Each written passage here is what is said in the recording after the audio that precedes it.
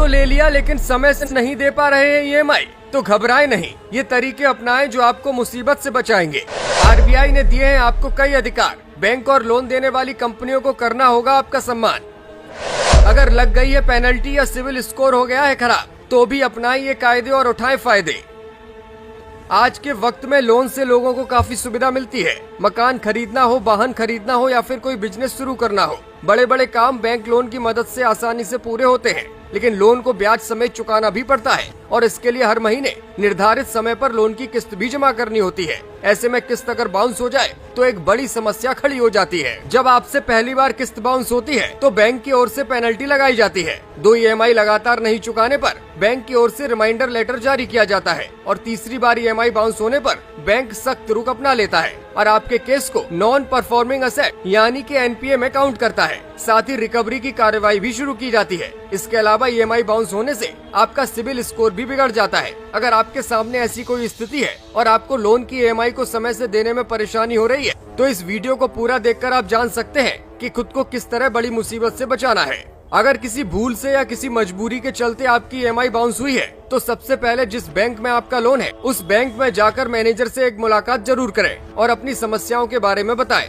आप उन्हें भरोसा दिला सकते हैं कि आगे से ऐसा नहीं होगा। ऐसे में बैंक मैनेजर आपको आगे से ऐसा न करने की सलाह देंगे और अगली किस्त के लिए आपसे पेनल्टी नहीं ली जाएगी। वहीं अगर आपको लगता है कि आप अभी कुछ समय तक लोन की ईएमआई नहीं चुका सकते, तो फिर ईएमआई को कुछ समय के लिए होल्ड करने की रिक्वेस्ट कर सकते हैं। इसके लिए आपको एक बाकायदा आवेदन देना होगा। कुछ समय बाद आप पैसों का इंतजाम होने पर ये पूरी रकम चुका सकते हैं। इससे आपको होने वाली मुश्किल में थोड़ी राहत जरूर मिल जाएगी। अगर आपकी सैलरी लेट आती है और ईएमआई की तारीख तक आपके पास फंड का इंतजाम नहीं हो पाता, तो आप बैंक मैनेजर से बात करके अपनी ईएमआई की तारीख भी चेंज करा सकते हैं। लोन की किस्त की तारीख आमतौर पर महीने की शुरुआत में होती है और इसे एडवांस ईएमआई कहते हैं। ज्यादातर लोन लेने वालों को एडवांस ईएमआई का विकल्प दिया जाता है, लेकिन अगर आप चाहें तो आप एरियर ईएमआई का विकल्प भी ले सकते हैं और इसके जरिए आप महीने के अंत में अपनी किस्त को चुका सकते हैं। 3 महीने तक किस्त बाउंस होने पर बैंक मैनेजर सिविल स्कोर के लिए रिपोर्ट भेजता है। अगर आपका लोन इससे कम समय के लिए बाउंस हुआ है, तो आप बैंक मैनेजर से रिक्वेस्ट करें कि आपके सिविल में नेगेटिव रिपोर्ट न भेजी जाए। सिविल स्कोर खराब होने पर आपको अगली बार लोन लेने में परेशानी हो सकती है।